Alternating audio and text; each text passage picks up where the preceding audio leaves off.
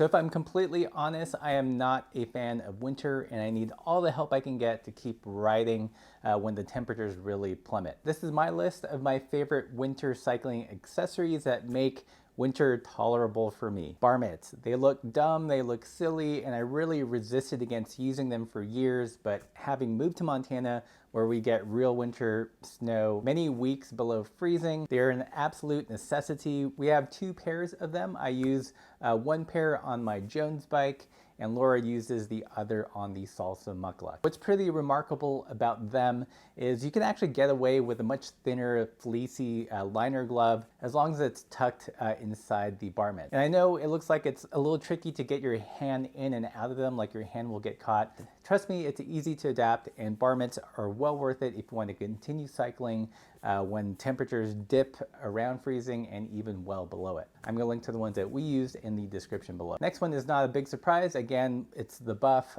for winter use. We really like the merino ones. You usually get 2, one around the neck and one around the ears and over the head. So Buffs, neck gaiters, whatever you want to call them, if you don't have any, you should just grab like a fistful of Buffs. Another winter essential that we like to carry is actually traction spikes.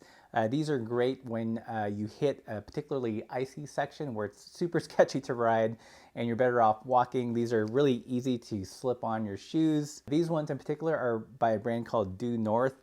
And what's cool about these is they've got little carbide pins that are easy to replace. It actually comes with some spares. So if you break one off, you've got an extra. During the winter, we managed to put these over both our trail running shoes as well as our winter boots. So flexible when you have a hike-a-bike situation or just around town during the winter. So while we're talking about feet, as you guys know from last year, I tested out a couple of winter cycling boots and they're pretty expensive, but let's say you have a pair of just winter hiking boots that you want to insulate a little bit more for cycling. We've actually had really good luck with these guys. So these are Neos and they are an overboot. Basically, you put your entire foot with the boot attached, of course, in here.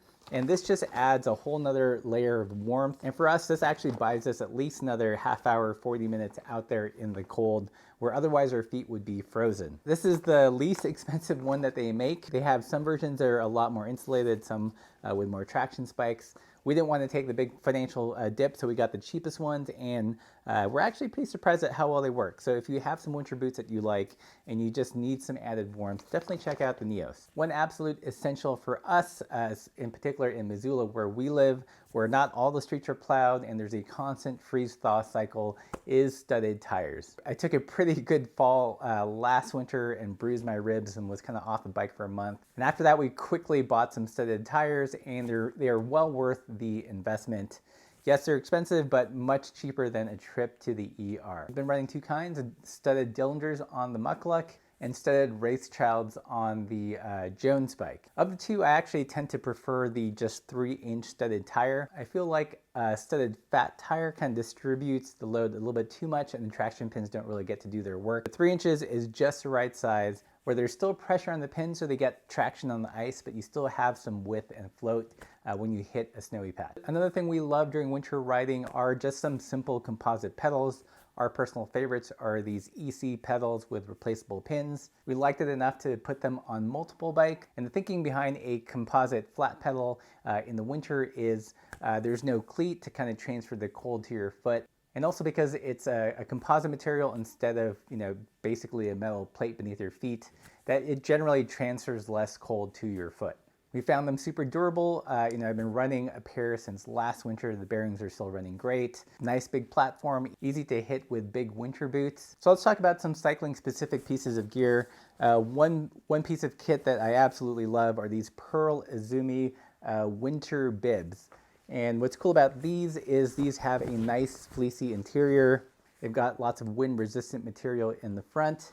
And these ones in particular actually don't have a chamois. I bought this one specifically because if you do wear bike shorts or bibs underneath, you can wear this bib as an overbib on top of those bibs and instantly winterize whatever cycling shorts you may already have. So initially a little bit on the spendy side, but I've used this for multiple seasons. When we were living in Portland, I would wear this as kind of a roadie rain pant. When we were going out on long rides here in Montana, it acts as a good kind of somewhat thermal layer over which I would put another overpant like the Old Man winter pants from Trek. to again create another layer of warmth when things get below freezing. Certainly sent over some of their new winter layers for us to test. This is their wool shirt. For me, it's a bit on the thin side, so I definitely consider this more of as a base layer than it is like an outer layer, especially during the winter. It's got a super nice soft hand, dare say softer than Ibex wool base layers that we've had in the past. It's got all those great wool properties, you know, it insulates you when you're wet.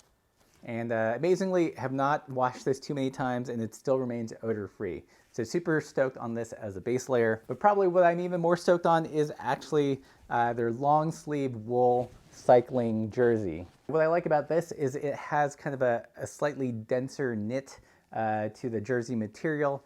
If you've ever used the older Ibex ones, those were a little bit more wider knit, a little bit stretchier like a sweater. These are a little bit denser, hold their shape a little bit more, also block out the wind a little bit better. They've got thumb holes. Another feature that I absolutely love is in the back, it does have a pass-through pocket here. So you can put your outer layer like a windbreaker or gloves when you get really warm and get quick access to them. I have found, because it is 100% wool, if you put something really heavy like a phone, it will get a little bit droopy. That's one of the downsides of a pure wool jersey. But relative to others, this one actually holds its shape fairly well. Another thing I really like about this is just generally the cut. It's fitted without being too tight, and it just fits like a nice outer layer. It actually works really well as a multi-sport jersey. I've been wearing this trail running. If I was into skiing, I'd probably consider this as a mid-weight layer as well. I've been digging this for those times when we go fat biking, but also trail running. And lastly, one of our favorite accessories in general, especially in the winter, is the Stanley insulated mug. So we've tried different kind of insulated drink canisters, everything from Clean Canteen to Hydro Flask. And for us, the Stanley just seems to keep everything hotter for longer. It's got that cool signature hammered finish. It looks nice and woodsy. It's got a button here to kind of release the fluids into your mouth. So one thing, I don't completely trust this to be hermetically sealed, so don't just toss this in your bag and think you'll be fine.